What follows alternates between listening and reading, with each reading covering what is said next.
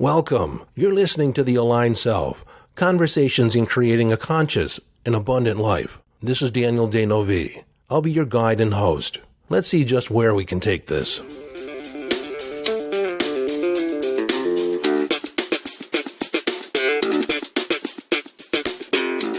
Hello, friend, and welcome back into the conversation.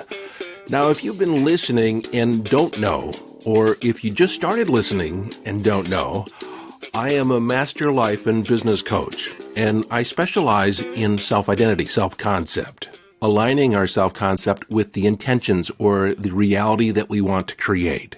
Because one cannot create beyond your capacity, beyond your perceived capacity. And so whatever you believe, that is your reality. And so I shift mindset, I shift strategy, I shift how you see yourself, how you experience yourself, how you choose to experience yourself. Now, I have a signature coaching program called The Aligned Self, and it's about creating yourself from the inside out and aligning your beliefs, your values, your mission, and everything in a cohesive expression in the world.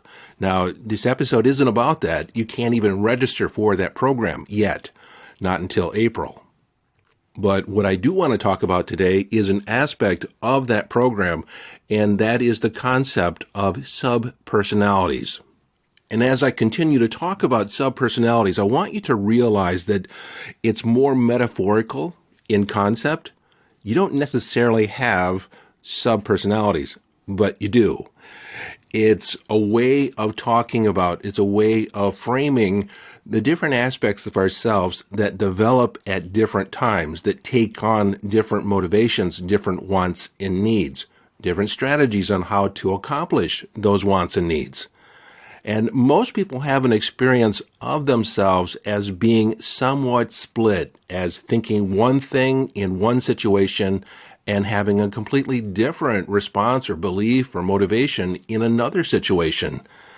And over the years, I've developed this philosophy of that we need to create our identity to work universally across context, from situation to situation.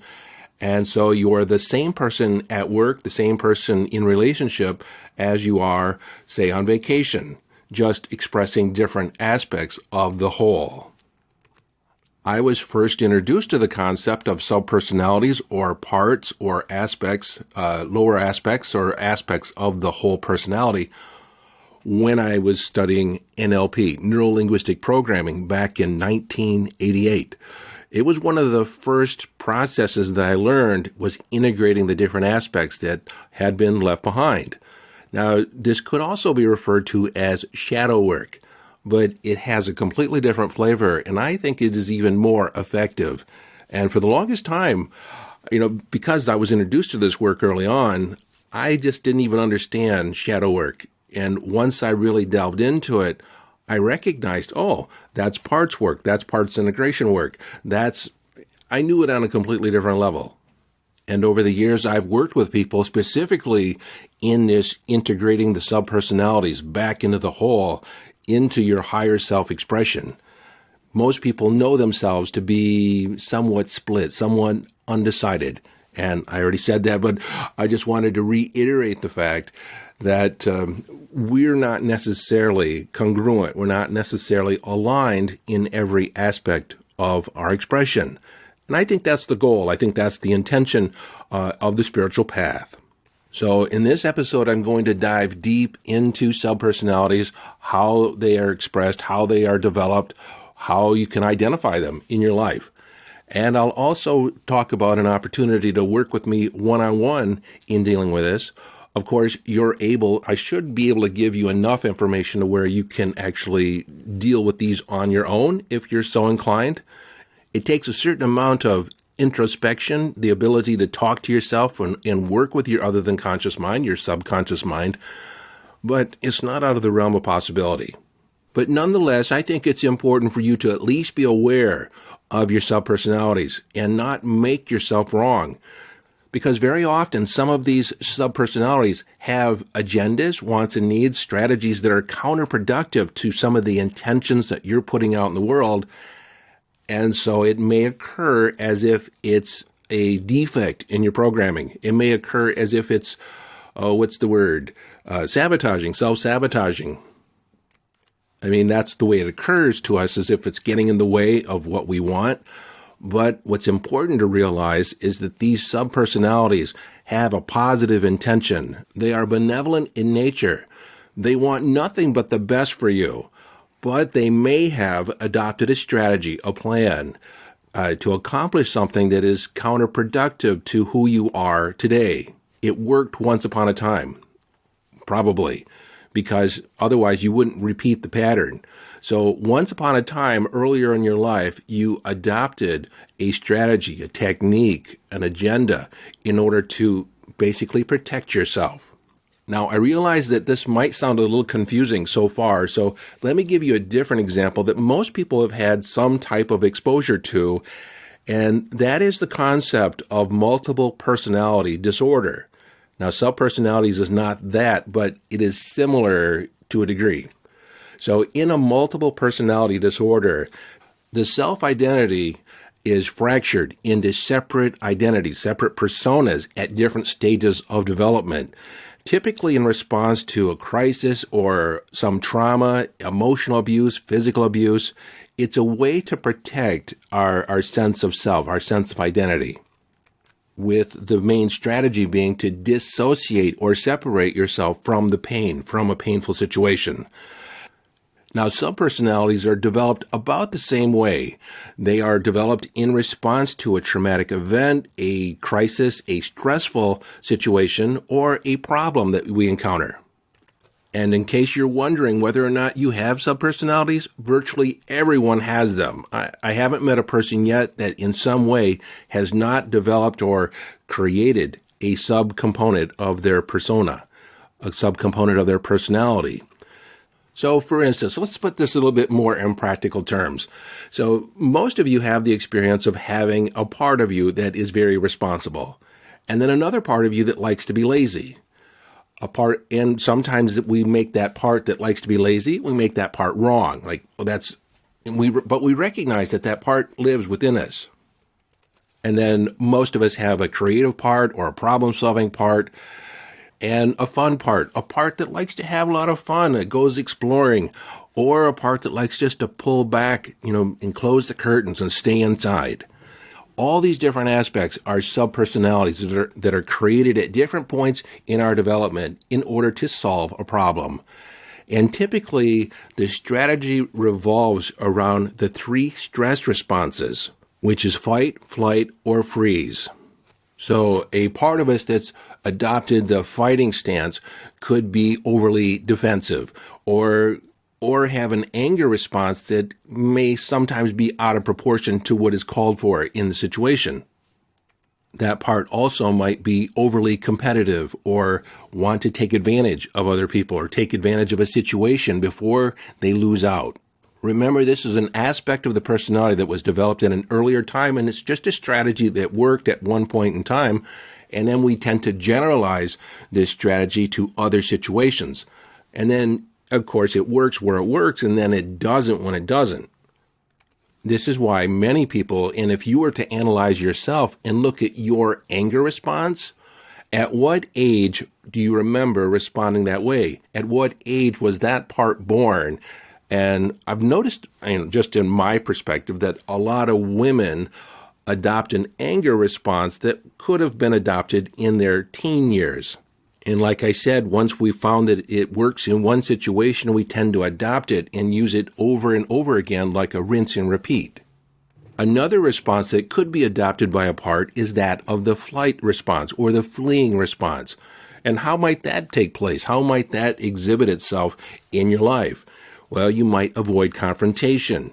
When you feel confronted, you might change the subject. You might even leave the room if a fight breaks out. If a verbal fight breaks out and you feel overwhelmed, you may just want to get away.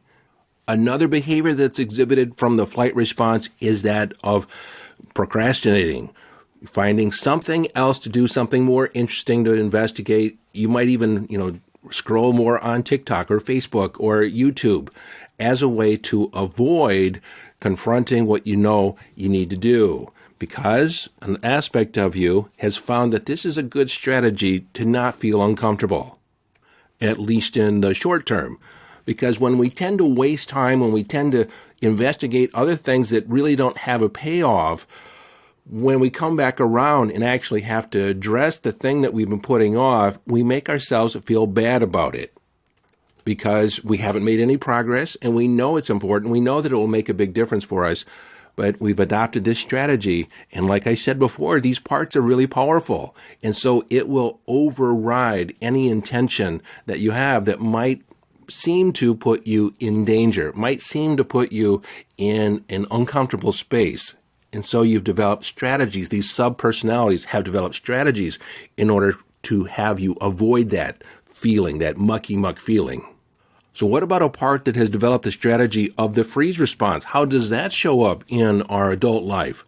Well, again, it could be a nap. You could become really, really tired, or even really, really confused, like you don't know what to do. You feel stuck. You don't know whether to turn right or to turn left. And you'll often hear yourself saying, I don't know. I just don't know. I don't know what I feel. Because we dissociate, we create a separation between the experience and what we're feeling inside. This is something that I did when I was younger. And this also brings to mind a pattern that a lot of people find themselves involved in, and that is people pleasing. And the idea behind that is if I'm pleasant enough, if I'm pacifying enough, then there will be no conflict. I just won't present a threat. I will not be perceived as threatening. And, I'll be the good person. I'll be the good guy. And as a consequence, I'll be accepted. I'll be loved. I'll be treated fairly. What often happens is that we put our wants and needs on the back burner. We put them aside as if they're of secondary importance. And so as a consequence, we end up feeling regretful or even resentful, feeling like I just can't be myself. And why not? Because in the mind of your subpersonality, being yourself is potentially dangerous. If I'm myself, I might be rejected. So let me provide you with an example from my life. The first technique that I used was a 6-step reframe in NLP, and it's essentially this same process. And so when I was in the NLP training, we had a breakout session, and I paired up with another practitioner. And she led me through the process, and I went inside to talk to my different parts as she asked the questions to focus my attention. And I admit, I forget the first question she asked that led to the inquiry, but I remember almost immediately becoming aware that my heart was encased in this crystalline structure, this glass case. And I admit it was in my interior vision, when I looked inside, I had the visual representation that my heart was encased in glass. And when my partner asked me the question, what is the intention of the case around my heart? It was self-protection, protecting my heart. And then what follows are the questions that you can also ask yourself. It's like we tune in, and if that part has a shape, has a persona, has a name, what is it represented as? What does it seem to be? And again, it's going to be given up by your other than conscious mind, so just accept whatever comes in. And sometimes it doesn't make sense, but as far as your unconscious goes, it makes perfect sense. And so that part of you that can observe your thoughts, that part of you that is the witness to your actions, that's the part that's doing the inquiry. And it could be said that is a representation of your higher self. So as I tuned in to the part that had created this case, it was a knight in shining armor.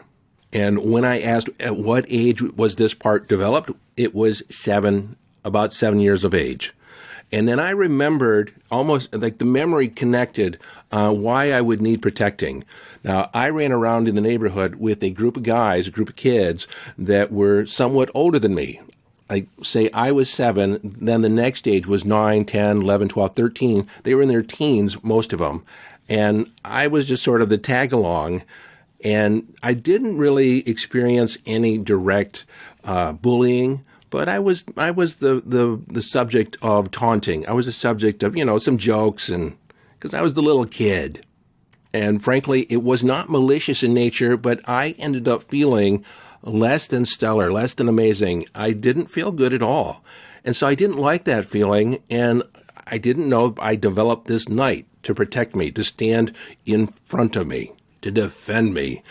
But it wasn't until I was 19 when I experienced my first major breakup, my first real love, and she broke up with me.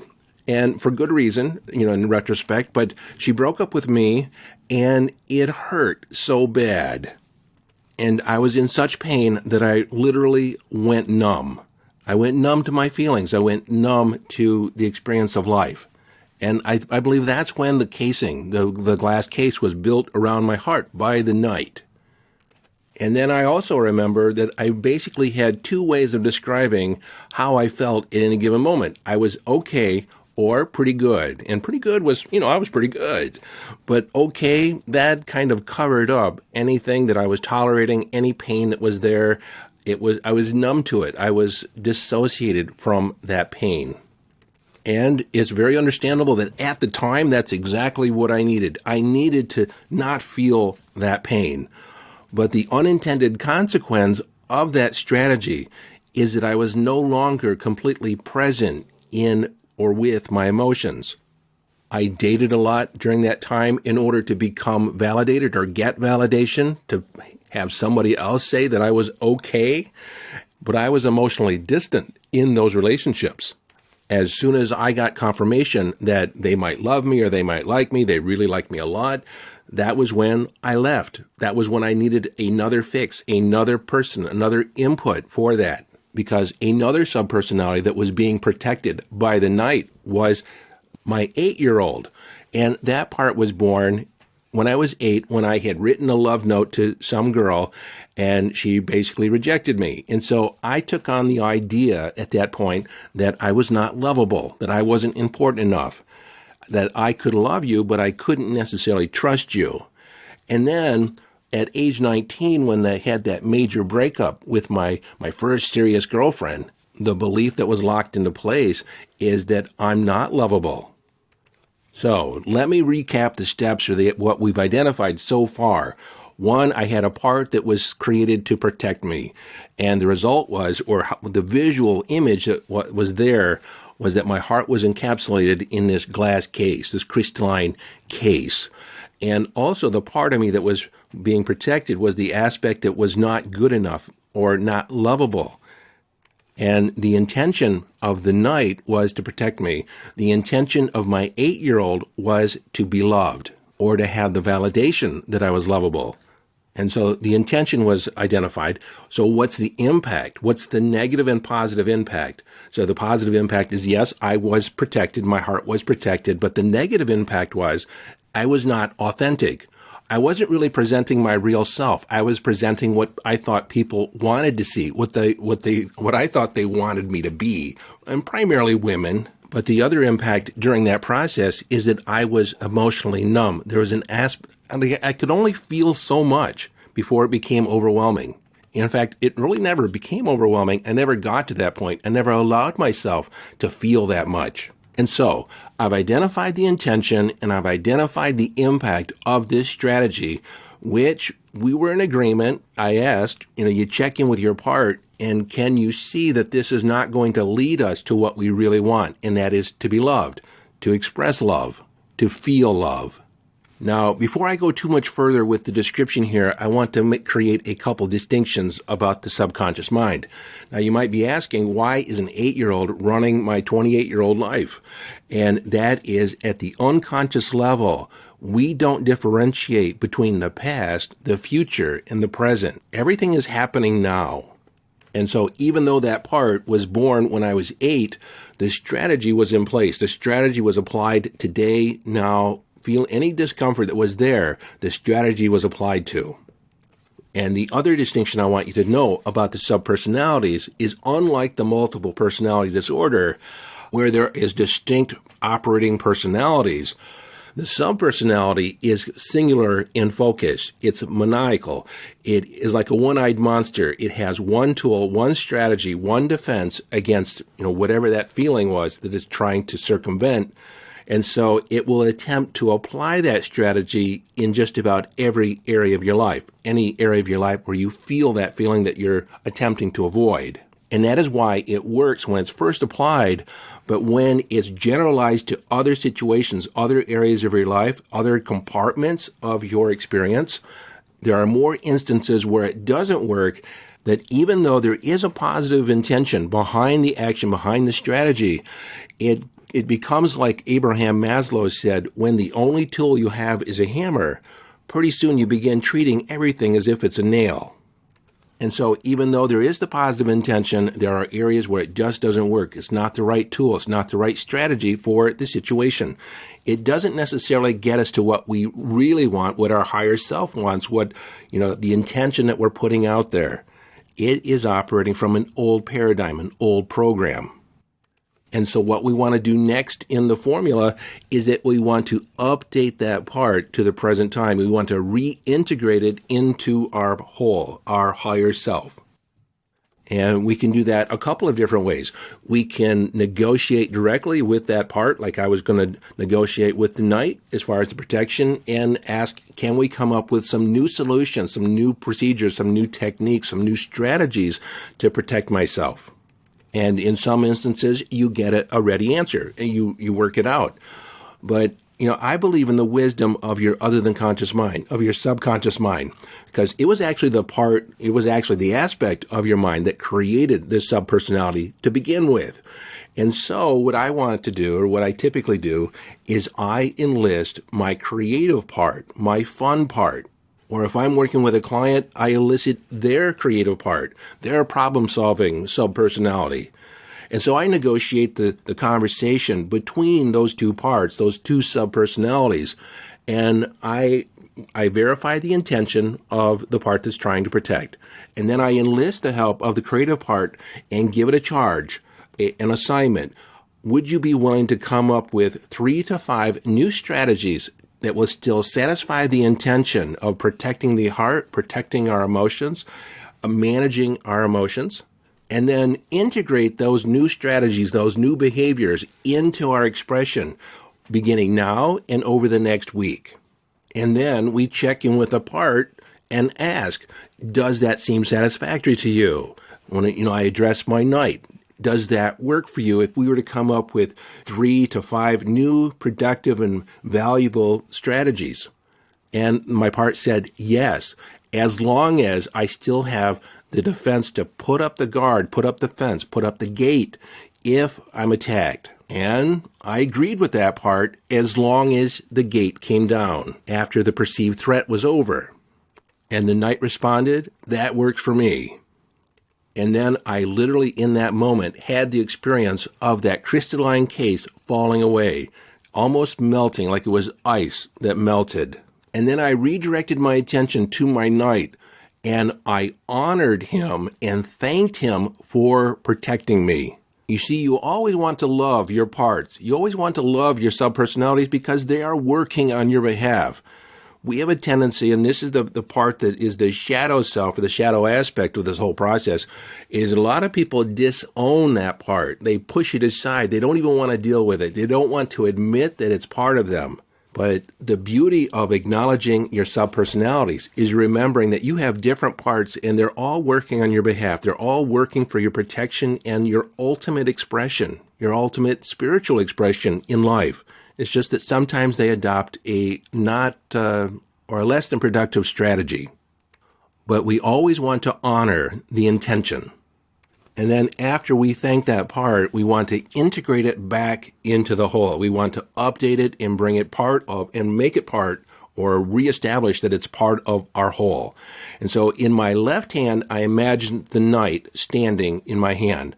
And in my right hand, I imagine my 8-year-old.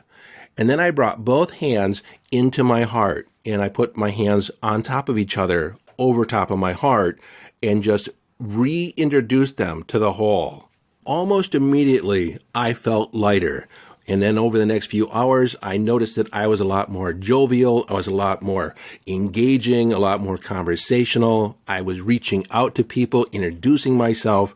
I just felt like I was completely different. In fact, the presiding feeling, the overall feeling that I had was that nobody could hurt me. Nobody could hurt me without my permission. And that was part of the negotiation, as I realized that I was responsible for how I received information. I was responsible for how I interacted or the communication that I accepted from other people. And so I always had a say. I always had the ability to say no. That doesn't apply to me, or I accept your feelings for you, but that does not define me.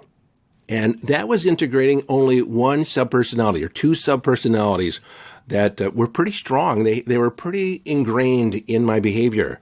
And since then, I've learned other techniques. I've learned a timeline technique where I was actually able to go back in time in my mind's eye and revisit my 8-year-old, take him by the hand and walk him through time, and visited my 13-year-old and reintegrated those two, and then to my 19-year-old and reintegrated and healed that aspect of myself, and then again, my 27-year-old self. And so these subpersonalities, many of them are frozen in time. They're frozen back in time when it was a different situation and you had a perspective of an 8-year-old, the perspective of a 9 or 10-year-old, and you didn't have the depth and breadth of experience in order to actually inform that younger self of the impact and consequence of making a decision of that magnitude at that time. You were just doing the best you could with the resources you had at that moment. A perfect real-life story that helps add dimension to this idea is in 1945, the war ended. World War II ended. We were fighting against the Germans and the Japanese. And we were fighting the Japanese all over the South Pacific, and they had taken control of several islands. But when the war ended, many of the soldiers were cut off from news. They were cut off from communication. Not everyone knew the war was over. And so on many islands, there were factions of Japanese soldiers that were still fighting the war. They were still entrenched. They were bunkered in, defending their turf against the U.S. So here you have the war ending in 1945, and then there were 29 soldiers discovered in 1952. And many of those soldiers felt shamed and disgraced at having lost the war, and some of them committed suicide. Then in later years, there were various soldiers that were found yet still. But what was different is when they were brought back, they were actually taken prisoner and then given clemency and returned to the Japanese government, where they were honored as a national hero. They were decorated. They were thanked for their service, thanked for their duty, their sense of duty, and their commitment to their country. And then the last two soldiers found was in 2005. 2 soldiers were found that were 80 years old, still fighting the fight. And that, my friend, is the same level of commitment and sense of duty that your subpersonality has to you. And when they're developed, they don't realize that the fight is over. Every time that they encounter something that looks like, feels like the fight that they were developed in, they go to work. Also, too, that's why it's important to thank them for their service, to honor them for their commitment, and then reintegrate them into the whole.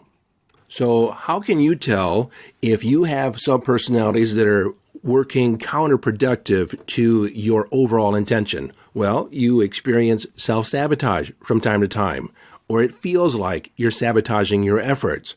You're distracting yourself. You're procrastinating more than you think you should. You can also look at your life and you'll notice that you have predictable responses to stress, predictable responses when being angered, predictable responses in communication. And these predictable responses very often may not be that effective overall. They might work in the moment, but the long-term effects, the long-term impact on your life is not that favorable.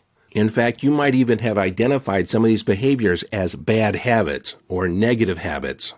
And it could be also, too, internal talk, internal dialogue that is counterproductive to your self-esteem or well-being. That one comes up a lot for people. And when I've reframed it for people, when they say, I just don't like myself, I hate myself because of this act or this process or this strategy or this behavior that's in place, this pattern. And that's the thing that they point to. And the fact that they're constantly criticizing themselves and talking down to themselves. And I said, that part loves you. That shows self-love. And they're like, what? It seems so counterintuitive. But the fact that you're criticizing yourself, it comes from you have to look back to the positive intention. The positive intention is that it wants you to be better, it wants you to be great. And it just learned the strategy, and it was probably adopted by a parent or some other authority figure in your life, that when you're criticized, it's in the hope that you'll do better, you'll be more conscientious, you'll be, better focused. That voice can be silenced or at least quieted down a lot by identifying when it was born, what was the intention, and are there other ways to handle it? Are there other strategies that could be put in place? Could I be more loving to myself? Could I actually compliment myself and focus on the things I'm doing right? Could I be a cheerleader for myself? And so it's taking that part and giving it a whole new role, a whole new strategy. But I admit every now and then there's someone that has the entrenched belief that the only way to get them to perform is to criticize themselves and not give themselves or not have too lofty of thoughts, not celebrate too much, downplay your accomplishments and focus on where you need to improve. I don't think that works long term, and it takes sometimes a little bit of convincing, a little bit of salesmanship on my part, a little bit of hypnosis in order to rearrange that voice, but it's definitely possible. So hopefully by now you're not in the question whether or not you have a subpersonality. It's how many do you have, and are they working for you, or are some of them working counterintuitively or counterproductively to what your overall intention is in life? Are they working as part of the whole, or are they like a Japanese soldier lost in World War II on a remote island operating on their own agenda? So like I indicated earlier, you have the basic framework on how to work on this on your own, although it does take something. It does take a certain amount of self-reflective consciousness in order to have that dialogue, that inquiry with yourself. You can journal it, and that's one way to do it. But if this is something you'd like assistance with, like I said earlier, there's a way to work with me one-on-one. Now, this process is talked about. We do go through this process in my Aligned Self coaching program. It's all part of the entire process of recreating yourself because those subpersonalities are so critical. But I have also worked with people one-on-one just on integrating the subpersonalities. And that's where I'd like to work with people. Only 3 to 5 people right now I'm looking for at a reduced rate from my normal rate of doing this, because I want to use you as case studies for my book on self-identity. Now, typically when I work with people, it takes approximately 3 sessions, 3 to 6 sessions. So let's say no less than 3. Sometimes we get really big results just with 1 session, but I'll give you at least 3 sessions and as many as 6 sessions of working one-on-one with me and identifying, updating, and integrating those different aspects, those subpersonalities into the whole, so you can be more expressed, more aligned with your higher self. Now, the overall feeling that you get from going through this process is one of freedom and inner peace and a sense of congruence. Congruence, it's like all your parts are aligned as a unified whole. Now, like I said, I'm only going to work with 3 to 5 people. There's only spaces for 3 to 5 people because I have so many other projects, so many other things going on. And this is a time investment on my part. So I'm constrained on the amount of time or the number of people that I can work with in this arena. And again, the purpose is to assist you first and foremost, but also to provide some case studies, and I won't use your names, just some of the details for my book. And frankly, I'm hoping you're hard. I'm hoping that you have some real issues to work with, because frankly, I want to find out where this process doesn't work. Because in my toolbox, I have at least a half a dozen ways to get to any result from different angles, different perspectives. And what I presented to you today is one option, one path. It's highly effective, and it is dependent upon how much rapport you have with your other than conscious mind. How easy is it for you to talk to yourself and get answers? But it's definitely possible if you want to attempt this on your own. If you want a faster approach, then I suggest you work with me.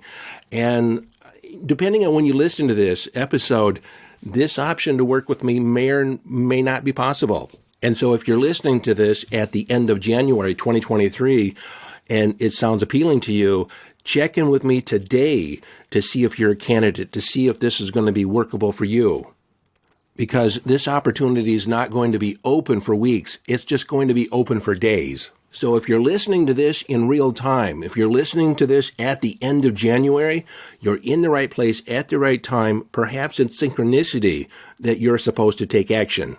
And so to contact me, go to yesdaniel.com, and there's a contact form there where you can enter your name, email address, and phone number, and we can have a conversation right away. And it will not be a sales call. I'll just be answering questions, and we'll be basically asking the question, is this a fit for you? Will this work for you? What does that look like? What does it feel like? What does it sound like? So as we bring this to a close, remember, go to yesdaniel.com, and this is one of the longer episodes I've done, and I want to thank you for your listening. I want to thank you for your presence and your investment of time, that you see something for yourself, that you get something for your life. Until next time, this is your friend and host, Daniel Denovi, urging you to follow your bliss. Live your life from inner signals. Be inner directed as you engage in the epic adventure.